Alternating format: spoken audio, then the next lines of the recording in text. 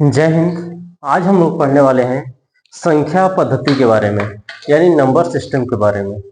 संख्या पद्धति जिसमें हम संख्याओं की गणना करना या फिर संख्या को किस नाम से जाना जाता है, इसके बारे में हम लोग जानेंगे। और बहुत से ऐसे फैक्ट जिसके बारे में या तो आप पहली बार सुनेंगे या फिर सुने नहीं होंगे, तो हम ऐसे ऐसे फैक्ट के बारे में जानेंगे और आप बने रहिए इस वीडियो में अंत तक। चलिए हम लोग शुरू करते हैं इस वीडियो को।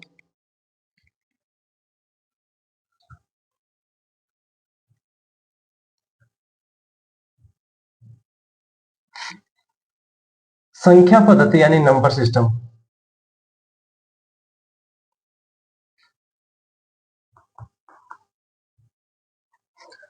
संख्याओं को लिखने के लिए या फिर कौन संख्या को किस नाम से जाना जाता है, इसके सुव्यवस्थित नियम को संख्या पद्धति कहते हैं। यानी संख्याओं का अध्ययन ही संख्या पद्धति है।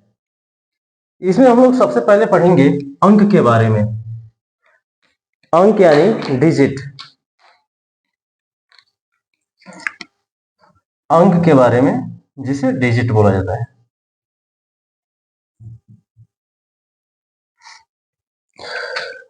अंक में 10 चिन्हों का प्रयोग किया गया है। यानी संख्याओं को समझने के लिए 10 चिन्ह दिए गए हैं, जिसे 0 से 9 तक में दर्शित किया गया है। 0, 1, 2, 3, 4, 5, 6, 7, 8 और 9। इसे दार्शनिक प्रणाली के नाम से भी जाना जाता है। 0 से लेकर 9 तक जो ये चिन्ह दिए गए हैं, इन्हीं चिन्हों के द्वारा संख्याओं को लिखा जाता है और इन चिन्हों से मिलकर बनती हैं संख्याएं, यानी नंबर।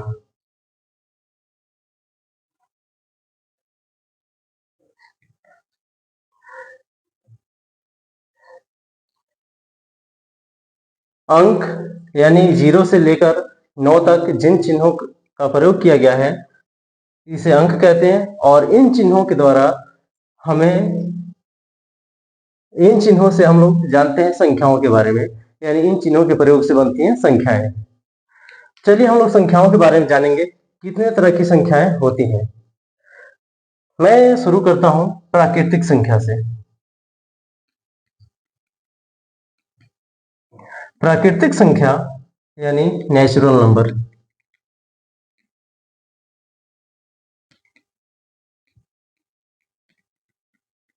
नेचुरल नंबर प्राकृतिक संख्या वह संख्या होती है जिसे हम काउंटिंग के लिए यानी गणना के लिए प्रयोग करते हैं। यानी 1 से शुरू होती हैं ये संख्याएं, यानी 1 से शुरू होने वाली संख्या को प्राकृतिक संख्या कहते हैं। यानी प्राकृतिक संख्या 1 से शुरू होने वाली संख्या है। जैसे 1, 2, 3 ऐसे ही करके इनफाइनाइट तक। मैं समझने के लिए कुछ प्रश्न आपको देता हूं, जो आप लोग कमेंट में बताएंगे कौन कौन सी इसमें प्राकृतिक संख्या है। क्या 0 प्राकृतिक संख्या है? दूसरा, 1 प्राकृतिक संख्या है या नहीं? -1 प्राकृतिक संख्या है या नहीं?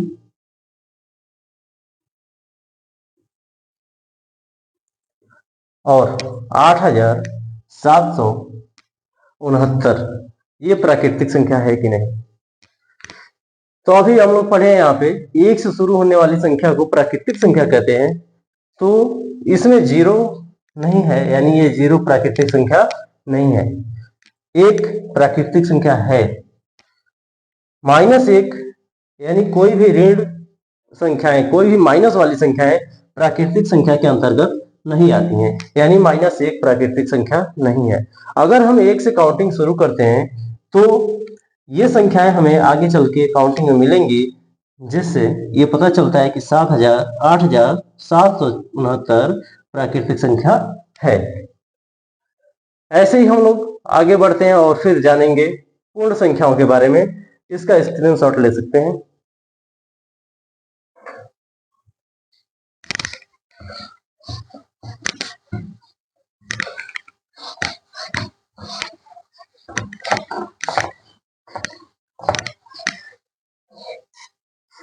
चलिए हम लोग पढ़ते हैं पूर्ण संख्याओं के बारे में। पूर्ण संख्या यानी होल नंबर।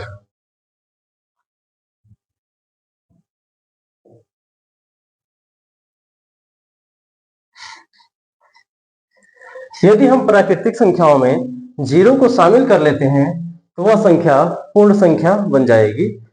चलिए देखते हैं। जीरो प्लस प्राकृतिक संख्या, यानी जो हम लोग परिभाषित कर रहे थे प्राकृतिक संख्या को, एक से शुरू होने वाली संख्या को प्राकृतिक संख्या कहते हैं। वैसे ही यदि प्राकृतिक संख्या में जीरो को शामिल कर लिया जाए तो वह पूर्ण संख्या होती है। जैसे 0, 1, 2, 3 और ऐसे जहां तक हम काउंटिंग कर सके वहां तक प्राकृतिक संख्याएं, सॉरी, जीरो से शुरू होने वाली संख्या को पूर्ण संख्या कहते हैं। यानी 0, 1, 2, 3, 4 ऐसे इनफिनिट तक पूर्ण संख्या हो सकती है।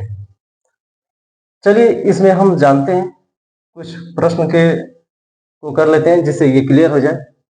चलिए देखते हैं। 5 क्या पूर्ण संख्या है? सेकेंड 3856, 3856 क्या ये पूर्ण संख्या है? 0 क्या पूर्ण संख्या है? -2 क्या पूर्ण संख्या है? चलिए जानते हैं। और भी प्रश्न ले लेते हैं। 3.25 क्या ये पूर्ण संख्या है? 3/5 क्या ये पूर्ण संख्या है? चलिए समझते हैं। जो संख्या जीरो से शुरू होती है उसे पूर्ण संख्या कहते हैं। चलिए देखते हैं। जीरो से अगर हम शुरू करते हैं 0, 1, 2, 3, 4, 5, तो इस क्रम में ये 5 आएगा जो पूर्ण संख्या है। 5 पूर्ण संख्या भी है और पूर्ण संख्या के साथ साथ प्राकृतिक संख्या भी है। 3856 ये पूर्ण संख्या भी है और पूर्ण संख्या के साथ साथ प्राकृतिक संख्या है, क्योंकि जब जीरो से संख्याएं शुरू करते हैं तो इसमें प्राकृतिक संख्याएं भी शामिल होती हैं, जिसके कारण ये पता चलता है कि 5 पूर्ण संख्या भी है और प्राकृतिक संख्या भी है। ऐसे ही 3856 प्राकृतिक संख्या भी है और पूर्ण संख्या भी है।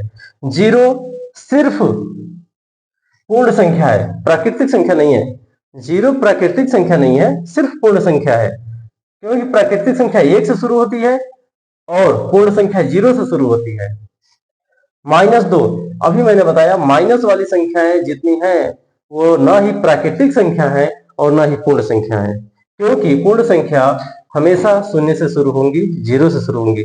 ये पूर्ण संख्या नहीं है, ये प्राकृतिक संख्या भी नहीं है।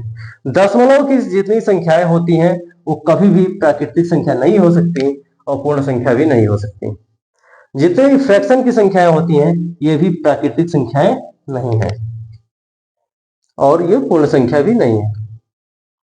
लेकिन कुछ स्थितियों में ये आएगा, क्या 3/5 पूर्ण संख्या है? तो यहाँ पे 3/5 पूर्ण संख्या नहीं है, ये फ्रैक्शन में है।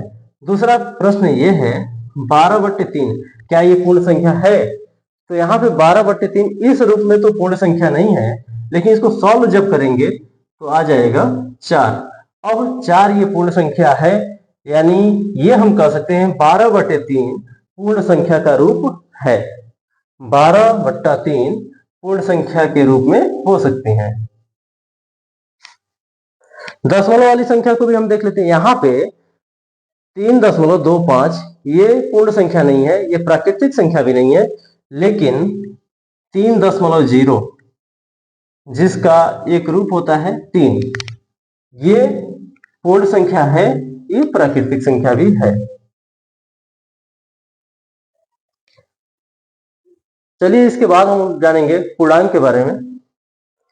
इसका स्क्रीनशॉट ले सकते हैं आप लोग।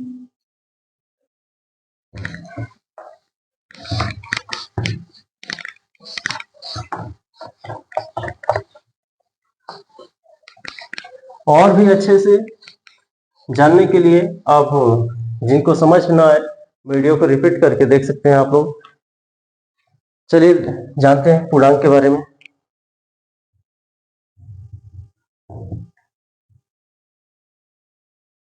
यानी इंटीजर।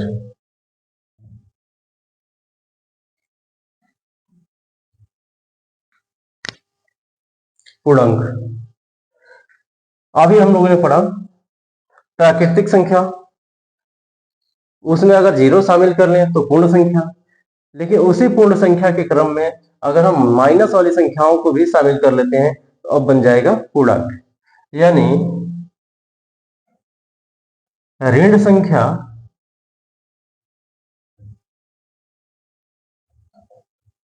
प्लस जीरो प्लस धन संख्या यानी धनात्मक संख्या।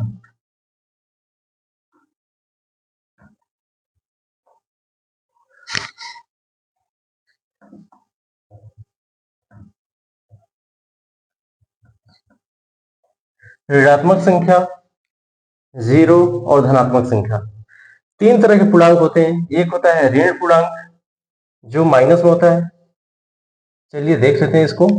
-1, -2, -3, ऐसे ही इनफाइनाइट तक। इधर धन पूर्णांक होता है +1, +2, +3, ऐसे ही इनफाइनाइट तक। इसमें तीन तरह के इंटीजर हैं। निगेटिव इंटीजर है ये,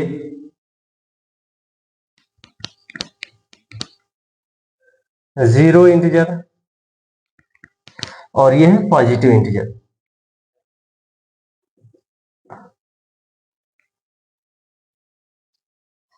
तीन तरह के इंटीजर हैं, जीरो इंटीजर, निगेटिव इंटीजर और पॉजिटिव इंटीजर। चलिए कुछ प्रश्न को लेकर के हम लोग ये देखते हैं और समझते हैं कि कौन कौन सा संख्याएं पूर्णांक हैं। 0, -4, 3.8,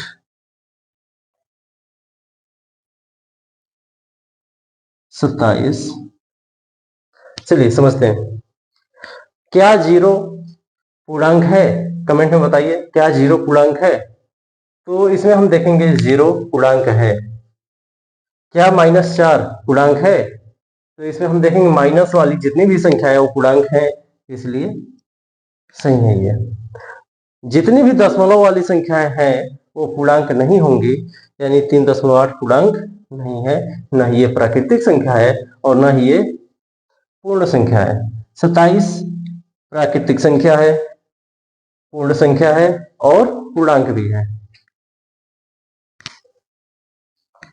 चलिए हम लोग वेन आरेख के द्वारा समझते हैं प्राकृतिक संख्या।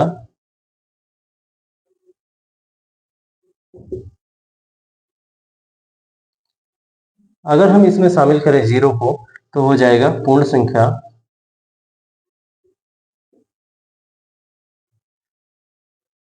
और इसमें हम ऋण संख्याओं को शामिल कर लें तो हो जाएगा पूर्णांक यानी इंटीजर। सभी पूर्ण संख्याएं प्राकृतिक संख्या नहीं होंगी, लेकिन जितनी भी प्राकृतिक संख्याएं हैं वो पूर्ण संख्या होंगी। जितनी भी प्राकृतिक संख्याएं हैं वो पूर्णांक भी होंगी, लेकिन सभी पूर्णांक न ही पूर्ण होंगे और न ही प्राकृतिक होंगे। सभी पूर्ण संख्याएं प्राकृतिक संख्या भी नहीं होंगी, लेकिन जितनी भी प्राकृतिक संख्या है वो पूर्ण संख्या भी है, पूर्णांक भी है। अगर यहां से देखें तो जितनी भी पूर्ण संख्या है वो पूर्णांक है, यानी सभी पूर्णांक पूर्ण संख्या नहीं है। चलिए हम लोग आगे समझते हैं सम संख्या, विषम संख्या, भाज्य संख्या और अभाज्य संख्या के बारे में। इसमें आपको कुछ नए फैक्ट मिलने वाले हैं, इसलिए इस वीडियो को स्किप न करें और अंत तक लगातार इस वीडियो में बने रहें।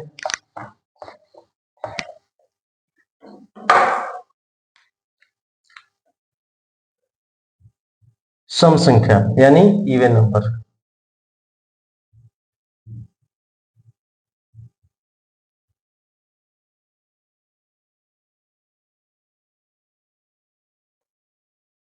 इवन नंबर्स वे संख्याएं जो दो से विभाज्य हों, दो से विभाज्य होने वाली संख्या।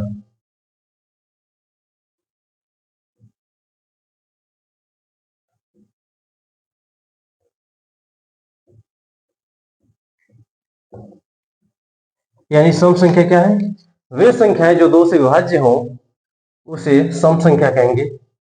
हम कैसे जाने कि कौन कौन संख्याएं 2 से विभाज्य होंगी? तो इसके लिए हम लोग देखेंगे वंश के स्थान पे यानी इकाई के स्थान पे 0, 2, 4, 6, 8 और यही 0, 2, 4, 6, 8 यदि इकाई के स्थान पर रहता है तो संख्याएं सम संख्या होंगी। चलिए उदाहरण में समझते हैं।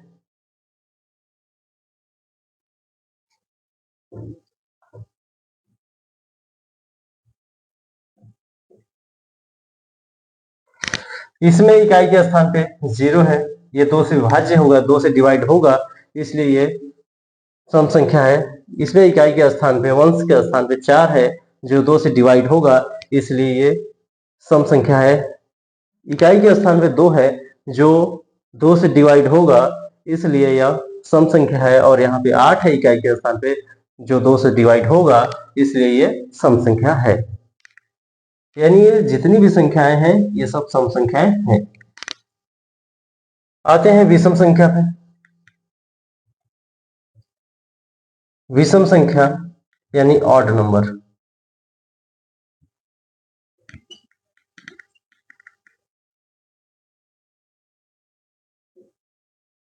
ऑड नंबर जो संख्याएं 2 से डिवाइड न हो उसे विषम संख्या कहते हैं।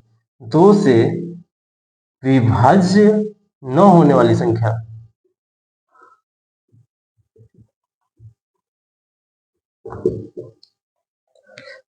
विषम संख्या वे संख्याएं हैं जो 2 से विभाज्य न हो।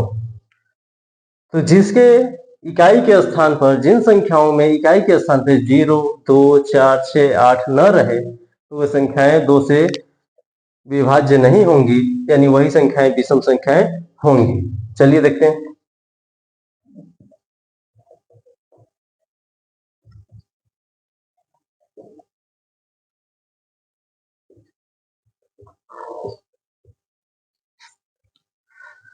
इसमें इकाई के स्थान पे 7 है जो 2 से डिवाइड नहीं होगा, ये इसलिए ये संख्या भी 2 से डिवाइड नहीं होंगी, इसलिए विषम संख्या है। 1 2 से डिवाइड नहीं होगा और ये 2 से न डिवाइड हो, इसलिए 2 से ये डिवाइड नहीं होगा, जिससे कि ये पता चलता है कि विषम संख्या है। और यहाँ 3 भी 2 से डिवाइड नहीं होगा, यानी ये सम संख्या नहीं है। सम संख्या नहीं है तो विषम संख्या है। चलिए अब हम लोग जानेंगे भाज्य संख्या और अभाज्य संख्या के बारे में। स्क्रीनशॉट आप लोग लेते रहिए और इस वीडियो में लगातार आप लोग बने रहिए, जिससे आज पूरा कवर होने वाला है संख्याओं के बारे में यानी नंबर सिस्टम के बारे में, और कुछ नए नए फैक्ट आपको मिलते रहेंगे। ज्यादा से ज्यादा इस वीडियो को शेयर करें, सब्सक्राइब करें और लाइक करें, कमेंट करें। भाज्य संख्या यानी कंपोजिट नंबर।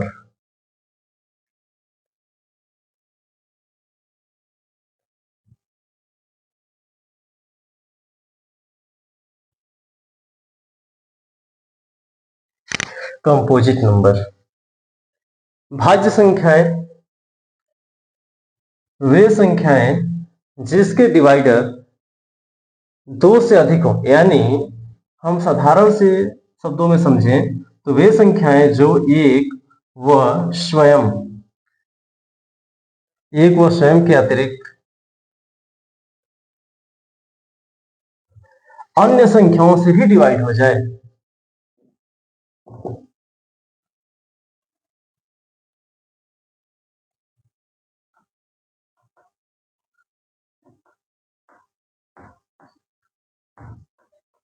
अन्य संख्या से भी विभाज्य हो, वह है भाज्य संख्या। और जो सिर्फ एक से और स्वयं से डिवाइड हो वह भाज्य नहीं है, और भाज्य नहीं है अर्थात अभाज्य है।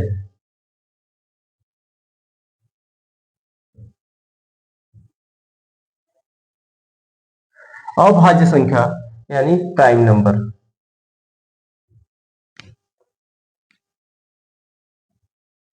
प्राइम नंबर प्राइम नंबर क्या है? तो जो संख्याएं एक व स्वयं सिर्फ एक से और स्वयं से डिवाइड हो वही है अभाज्य संख्या यानी प्राइम नंबर। चलिए इन प्रश्नों को, इन सभी चीजों को हम ट्रस्ट के माध्यम से जानेंगे जिससे कि और अच्छे से ये क्लियर हो सके फैक्ट। चलिए आते हैं एक संख्या पे जो 0 है। 7, 1, 2, 3, 4, 5, 6, 8, 9, 25, 31, 49। चलिए इसमें कमेंट में बताते जाइए कौन कौन सी संख्याएं भाज्य हैं, कौन कौन सी संख्याएं अभाज्य हैं।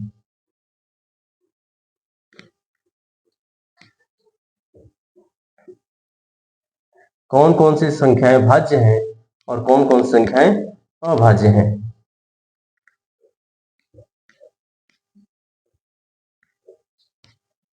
चलिए समझते हैं। क्या 0 भाज्य संख्या है? क्या 0 भाज्य संख्या है? 0 भाज्य है या अभाज्य? कमेंट में बताइए।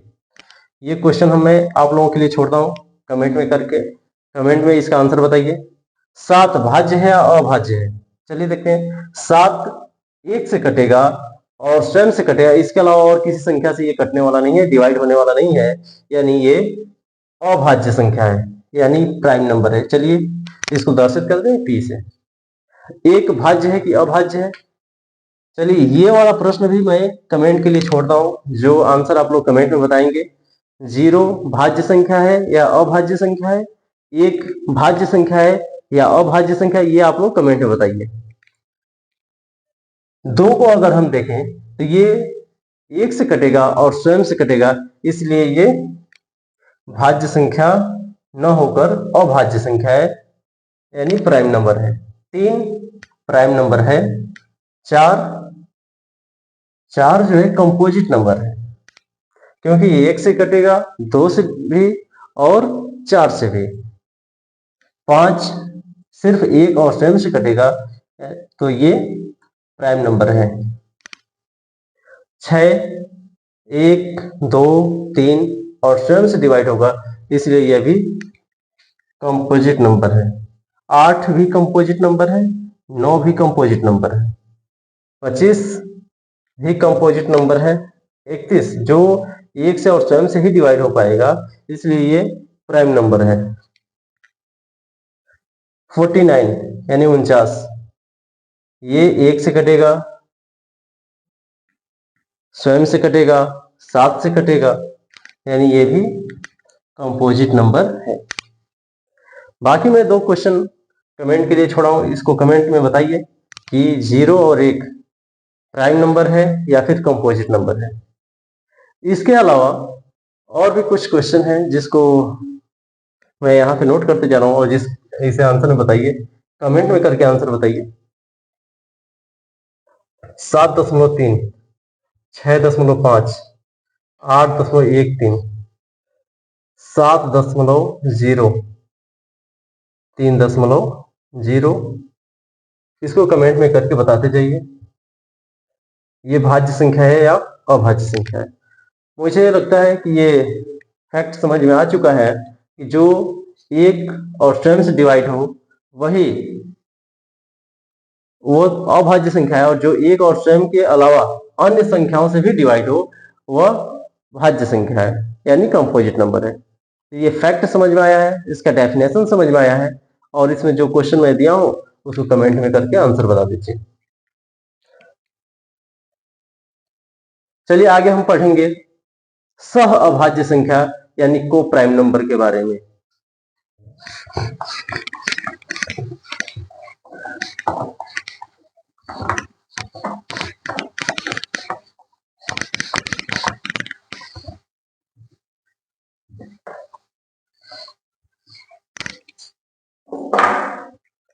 सह अभाज्य संख्या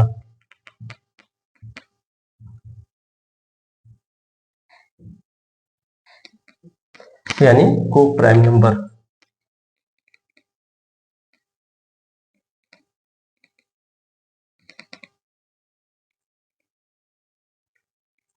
को प्राइम नंबर्स सअभाज्य संख्या क्या है? यदि दो या दो से अधिक संख्याओं के समूह का HCF एक हो, HCF एक हो, यानी संख्या समूह का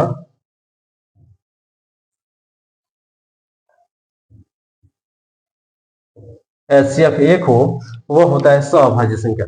इसमें आपको कुछ नए फैक्ट मिलने वाले हैं जिसे आप बताएंगे सअभाज्य संख्या कौन सी है और कौन सी सअभाज्य संख्या नहीं है। चलिए समझते हैं।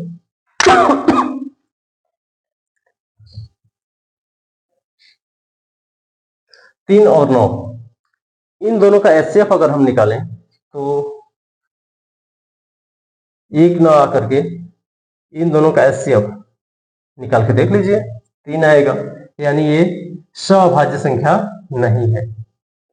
और भी ऐसे ही कमेंट करते जाइए कौन सा नंबर का क्वेश्चन सअभाज्य संख्या है और कौन सा नंबर का क्वेश्चन सअभाज्य संख्या नहीं है। 7 और 5 का HCF एक आएगा और HCF एक आया, इसलिए ये सअभाज्य संख्या है।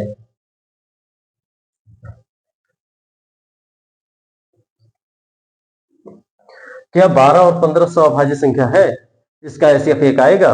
नहीं, तो ये सअभाज्य संख्या नहीं है। इसका HCF एक नहीं आएगा, इसका HCF 3 आएगा।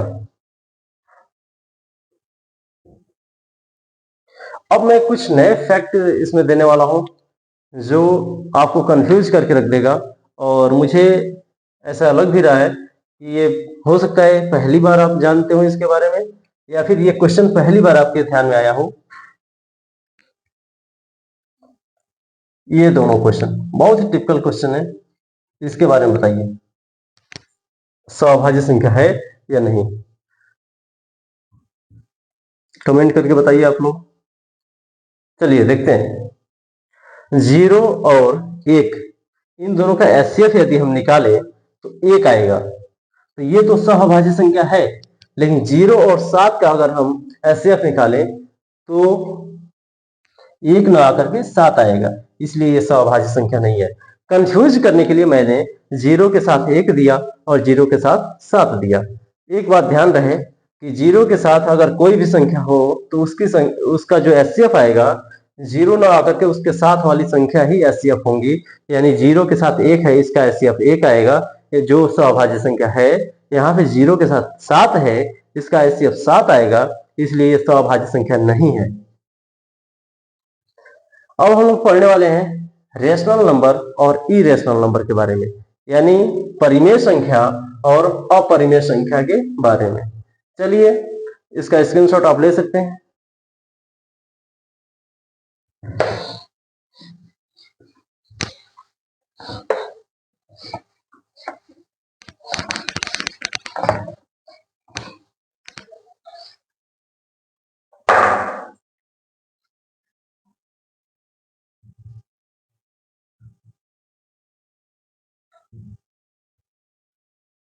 परिमेय संख्या यानी रेशनल नंबर।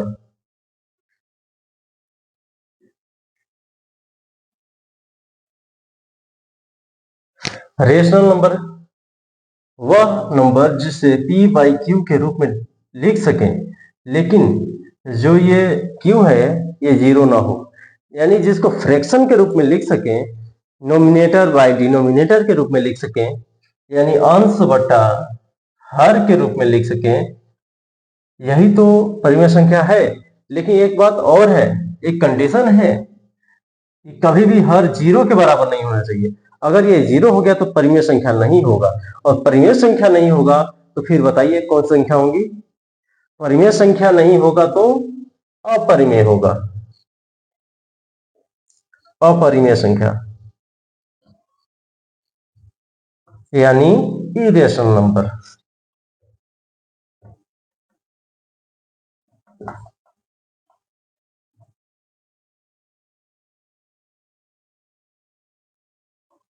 इरेशनल नंबर्स और रेशनल नंबर्स। चलिए जानते हैं। जो संख्याएं P बाई Q के रूप में नहीं लिखी जा सके वही अपरिमेय संख्या है। यदि p बाई क्यू के रूप में लिखा जा सके तो q 0 आ जाए तो ये अपरिमेय संख्या नहीं होगा। ये सॉरी, q अगर 0 आता है तो ये अपरिमेय संख्या होगा, परिमेय संख्या नहीं होगा। अब इन दोनों संख्याओं को मैं डिफरेंस बता रहा हूं, दोनों संख्याओं में कैसे नंबर को पहचान करेंगे, कैसे नंबर का पहचान करेंगे, कैसे संख्याओं की पहचान करेंगे, कौन सी संख्या परिमेय है और कौन सी संख्या अपरिमेय है।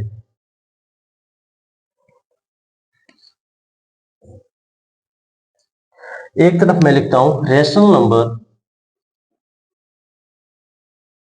और एक तरफ मैं लिखता हूं इरेशनल नंबर।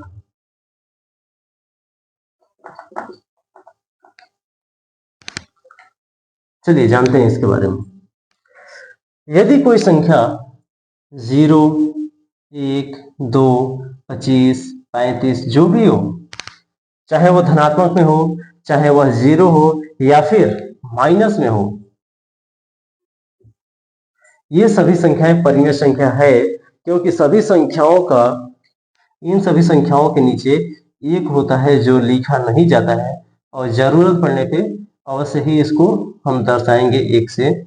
इसके नीचे एक है, अगर हम इसको देखें p बाई क्यू के रूप में तो ये p बाई क्यू के रूप में तो है, लेकिन q का मान 0 के बराबर नहीं है क्योंकि q का मान 1 है, ये परिमेय संख्या है। यदि इसी संख्या को ऐसे लिखा जाए 1/0, 3/0, -4/0, अब यहाँ पे q का मान तो 0 आ गया, ये परिमेय संख्या यानी रेशनल नंबर ना होकर के ये इरेशनल नंबर है। और भी इसके बारे में जानते हैं। दशमलव में इन संख्याओं को लिखा जा सकता है।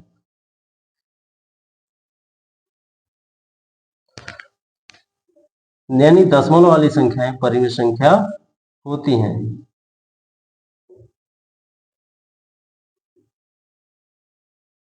ये दशमलव में जो संख्याएं दिख रही हैं ये परिमेय संख्या है।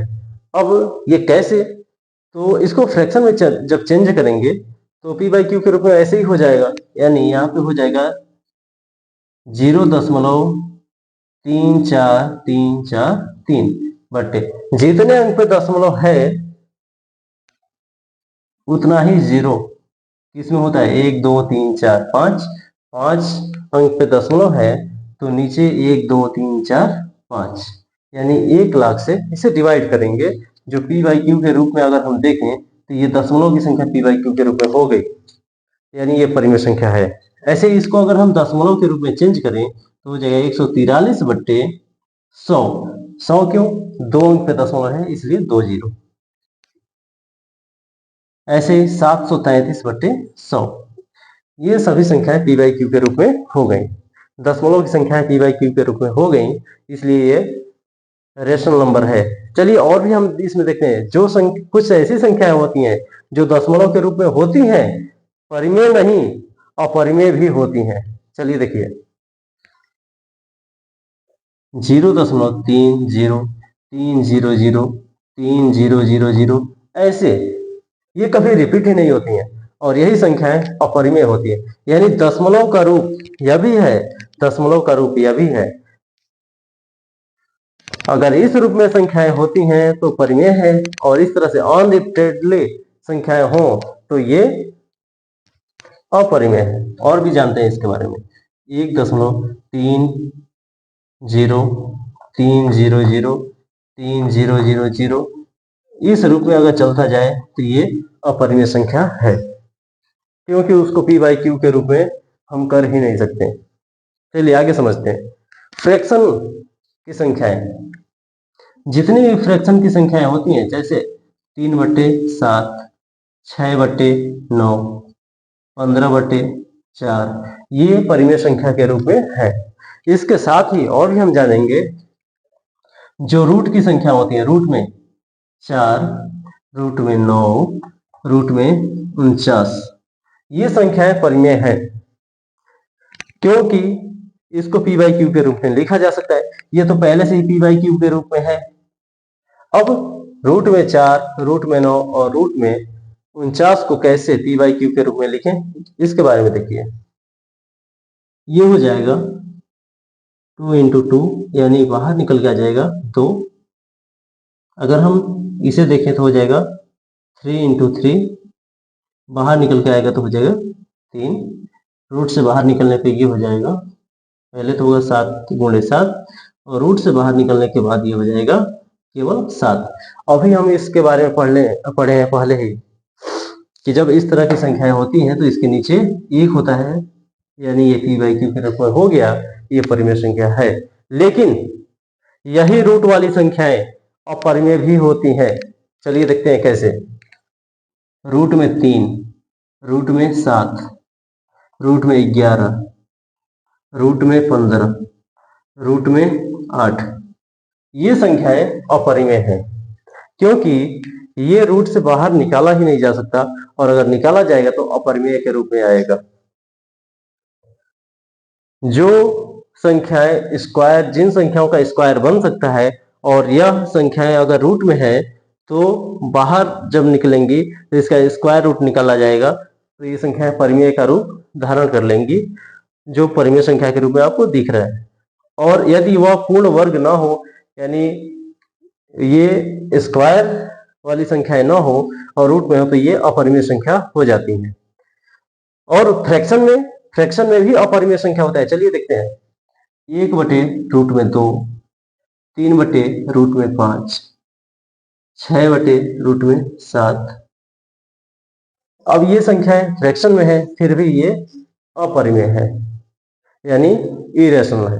तो इस तरह से रेशनल नंबर और इरेशनल नंबर के बारे में आपने बहुत अच्छे से जाना, और मुझे विश्वास है कि अब तक जो नंबर सिस्टम में जो भी फैक्ट पढ़ाया गया वो आपको बहुत अच्छे ढंग से समझ में आ गया होगा। मैं अंत में कुछ ऐसे डाउट्स सामने रखने जा रहा हूं जो आप कमेंट में बताएंगे। चलिए देखते हैं।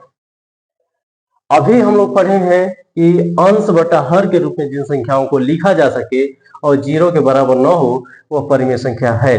लेकिन चलिए एक फैक्ट यहाँ पे देखते हैं, बहुत ही अजीब सा ये फैक्ट है। चलिए देखते हैं। 3/3 जिसका आंसर आएगा 1, 6/6 जिसका आंसर आएगा 1। अब मेरा प्रश्न यह है कि पहले तो ये समझ लेते हैं कि जिन संख्याओं को, अगर किसी संख्या को उसी संख्या में भाग दिया जाए तो 1 आएगा। जैसे 3 को 3 में भाग दिया गया 1 आया, 6 को 6 में भाग दिया गया 1 आया। अब आप समझ गए होंगे कि मैं कौन सा प्रश्न पूछने वाला हूं। हाँ, वही क्वेश्चन, यानी 0 को 0 में जब भाग देंगे तो क्या आएगा। अब यहाँ पे कहा जाए कि इसका आंसर 1 आएगा, और यदि ये कहा जाए इसका आंसर 0 आएगा। अब दोनों ही स्थिति में एक समस्या सामने आती है। वो समस्या क्या है? तो फिर अगर Q का मान तो यहाँ पे 0 हो गया, और आप यदि ये कह रहे हैं कि 1 आएगा तो 1 तो परिमेय संख्या है, और यदि आप 0 कह रहे हैं तो 0 भी परिमेय संख्या है।